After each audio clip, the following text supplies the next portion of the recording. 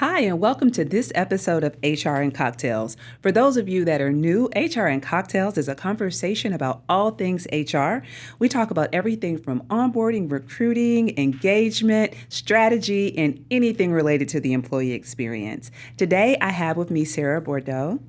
Hello. Hi. Thanks for having me. Yes, thank you. And our conversation today is going to be about purpose and how we can use that to drive engagement.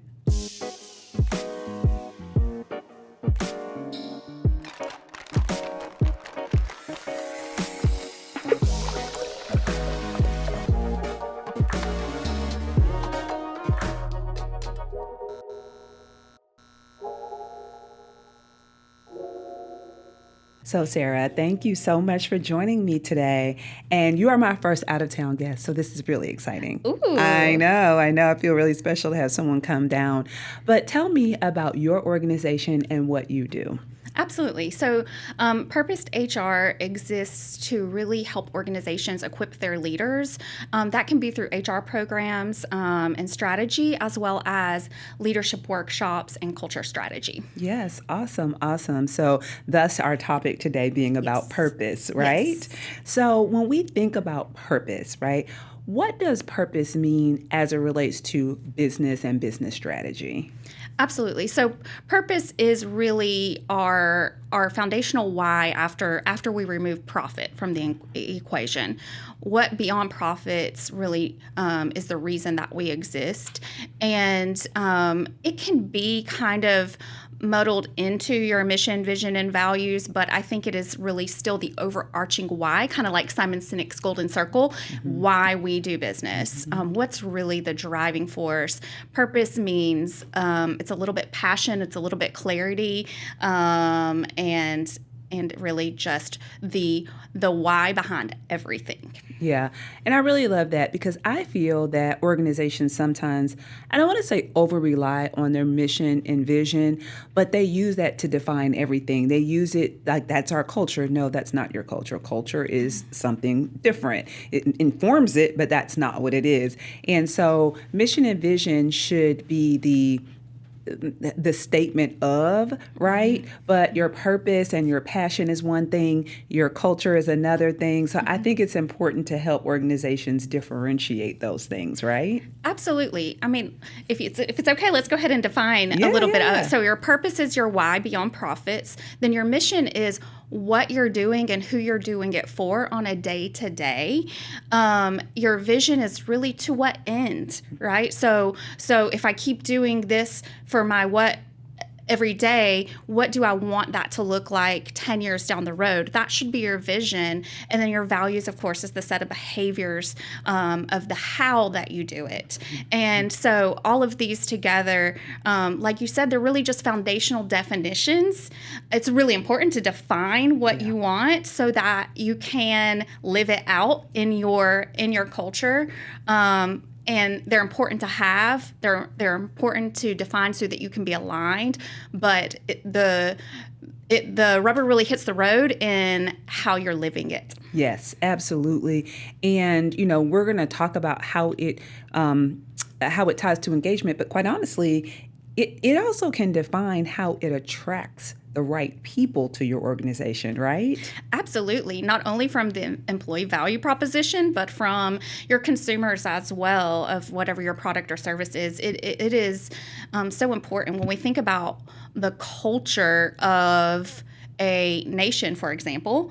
They have a common language. They have common norms. They essentially have some common ways in which they behave, some values that they esteem, some policies that they follow, right? And the same can be said for a workplace culture. It can be felt inside and even outside of the organization. Yes, and I think it's important for us to state that it can be felt because your culture is not the core values. It is the personality and the experience that people have in your organization.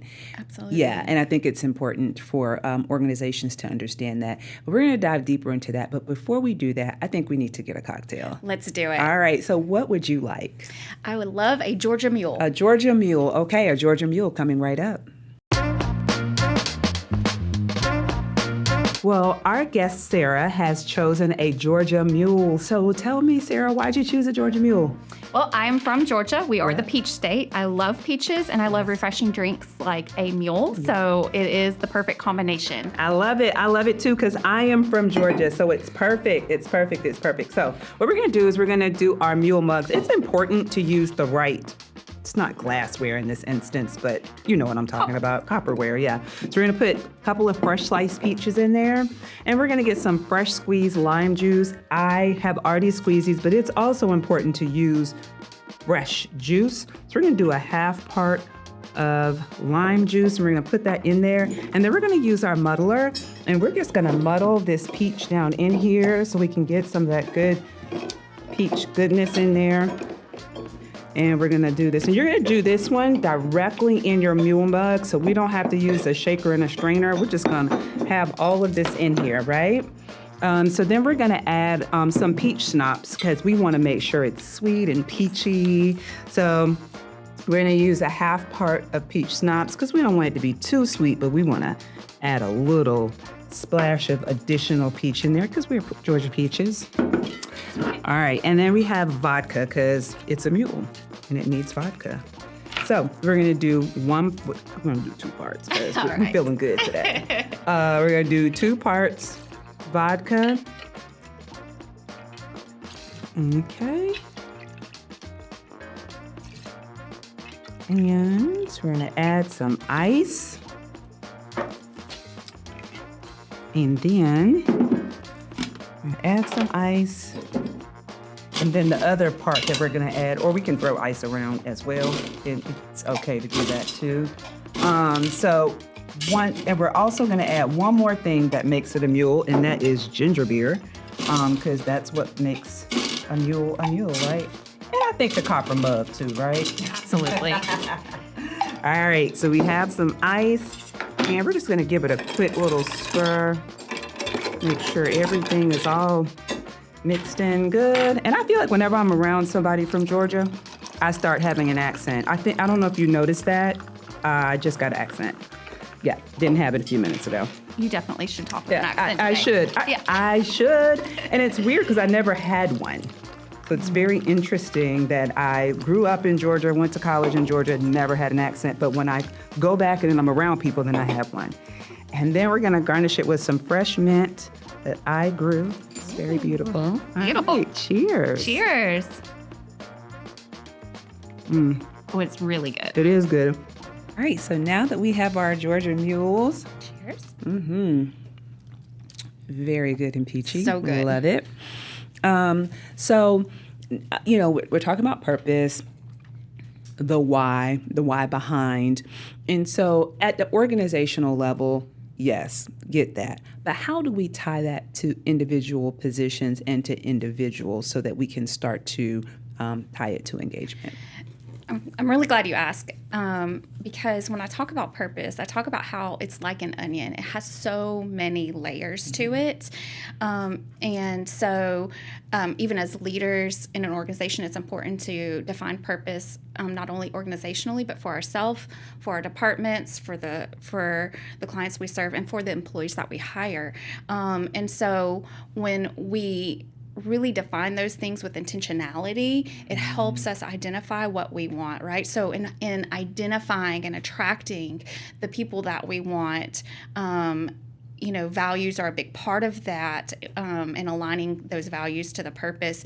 We would hire based on, if we say we have a really strong culture of collaboration, we would hire someone that loves to collaborate, right? If we say we operate by the most integrity, then we would talk and interview people along the lines of when have they had to lean into their integrity? When have they been faced with ethical dilemmas, for example, right? So it's really important to first align our people to our purpose and find the right team, and then define what the purpose is for them. Define their role really well. That's so foundational. A lot of times we table job descriptions as they're just a piece of paper. Yes. But they really are very important. And how we onboard the person is very important, right? So we're defining at every step in the employee process. We're defining purpose for them, and we can really help them understand their purpose in the organization by who they serve, whether it's the next step in the process, whether it's how they're serving the client or the impact they're making, in the world or the community.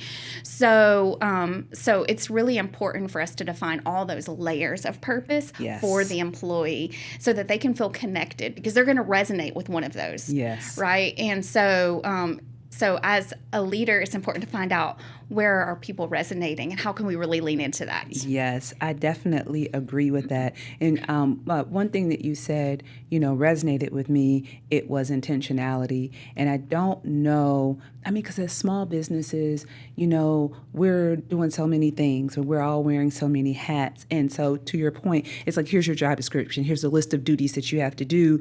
Here you go. But the tying it to, the really being thoughtful, and the making sure that the interactions that people have with the organization, whether it's requesting time off, whether it's reading the handbook, whether it's having a performance conversation, whether it's the interview, right?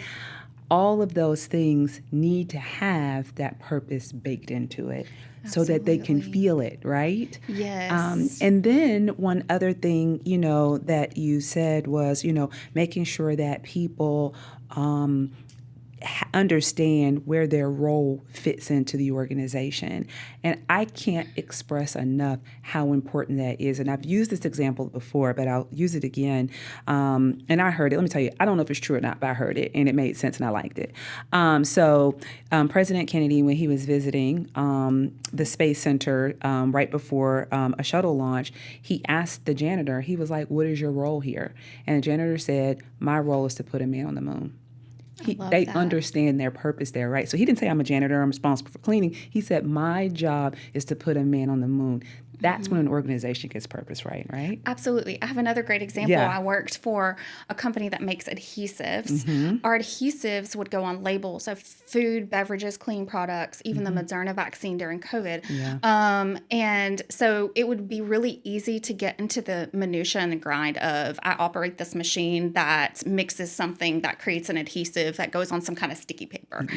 That boiled down is essentially what they were doing, but what they were actually doing is saving your life by informing you what's on that medicine that you're using. They're saving your life by allowing you to be informed about the food that you're eating or the poison that you might be using to do a task like cleaning, right? So it was more than adhesive. And it's really important to connect. I felt like we had this big display of all of the items that our adhesive were on, things that we touch every day. And I felt like that was really important for the employees to pass by that and see that display. Yeah, no, I think it definitely is important because that's where engagement starts. When I feel like I understand how my part, because yes, I may go in all day and stand and, run this machine, but when I know how my part fits into the bigger picture, that's what creates engagement. So that kind of leads me to my next question. What's the link between purpose and performance? How do those things go together? Such a great question. So, there's a statistic by the Purpose Company that says that when you really define purpose for your employees, they will become 87% more committed and 300% more productive. Wow. That is really incredible, right? I am DDI certified, Developmental Dimensions Inc.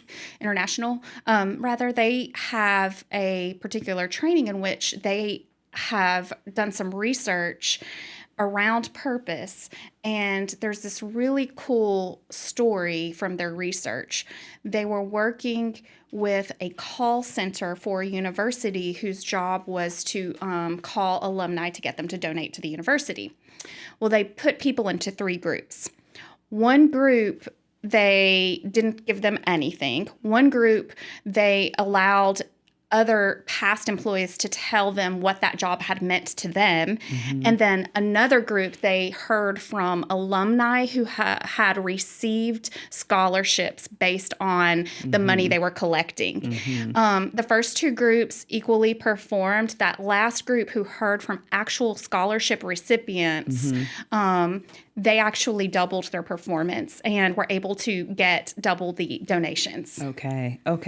Yeah, that makes sense. I mean, because they understand the tie, Yes. Yeah, definitely. So when we think about tying performance and linking engagement, how do you measure that? So I think that there are some really great, and I would do this with a third party personally, but I think there are some really great survey companies out there that can quantify that really well. I think it's an important measure to find out your commitment level and your understanding of purpose as an employee, and make sure that you are telling the story well to your workplace and that it is ingrained in the culture. It's a really important measure. So survey is one way. Also,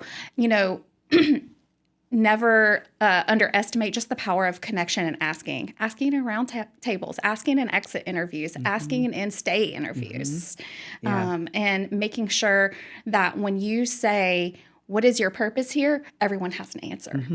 Agreed.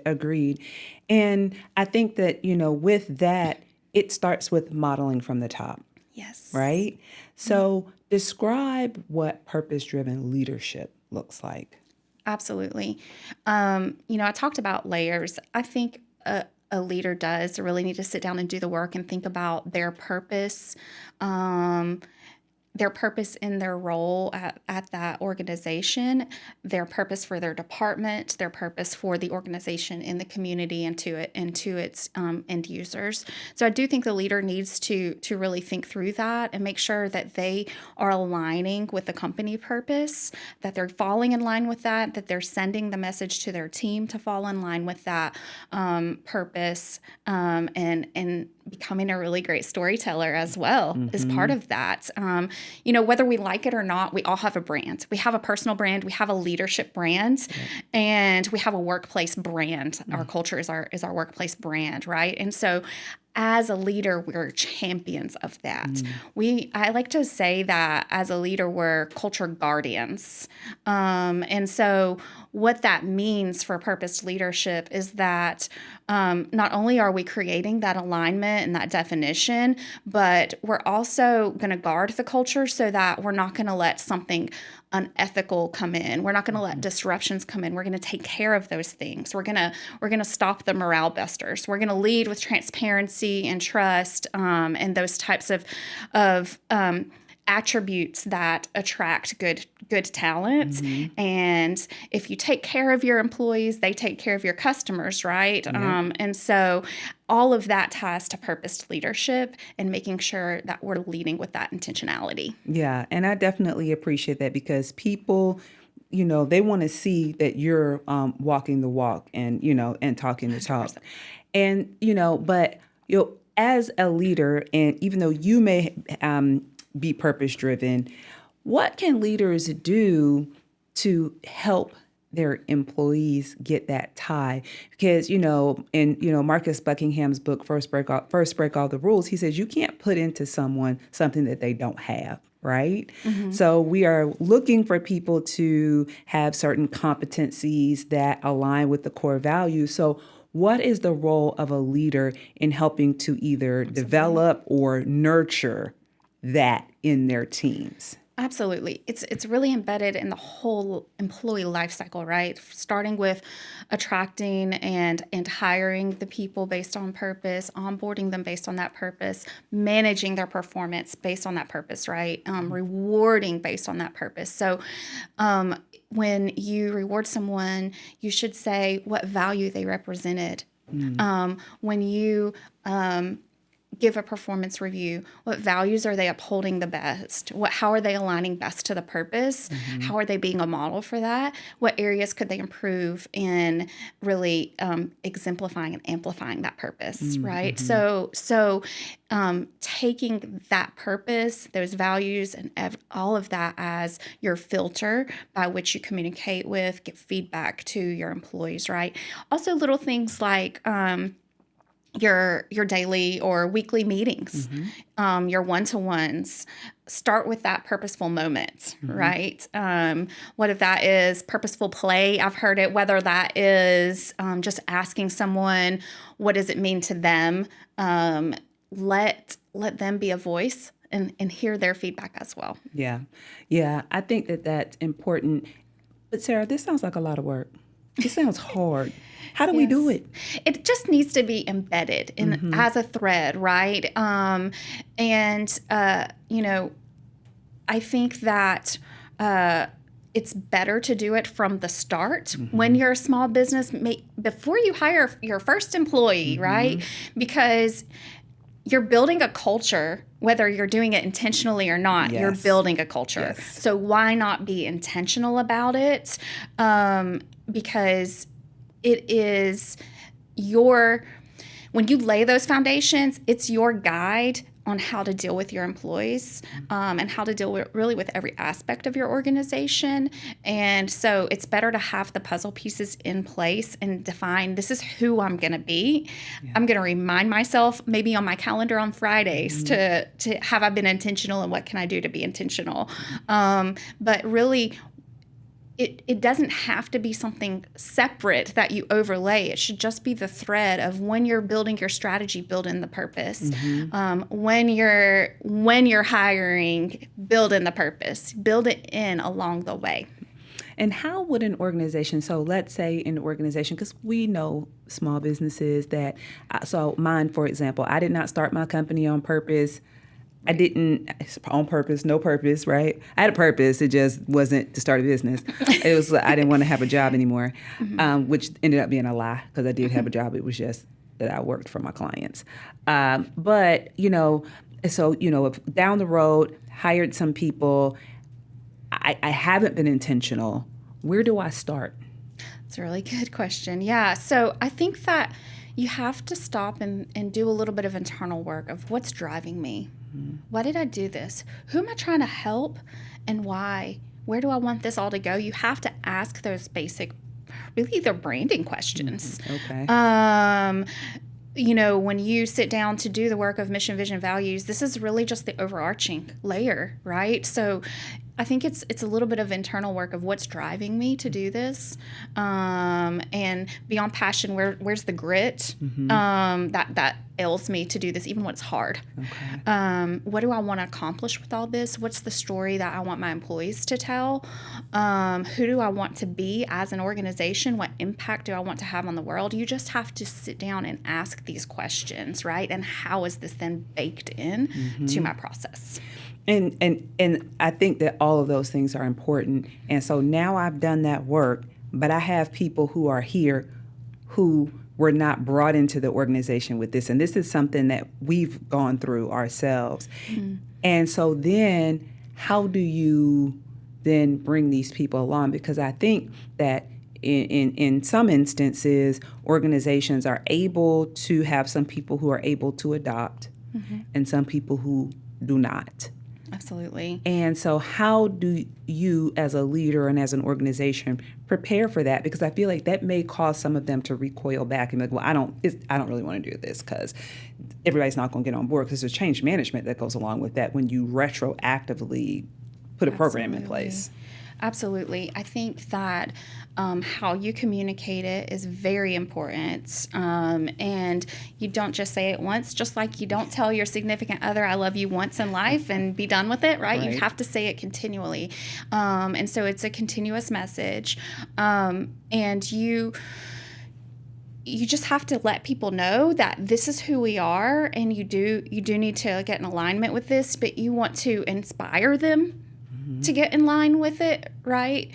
But you will sometimes have outliers that won't get in line with the purpose, the mission, the vision, the values, won't operate out of those expectations.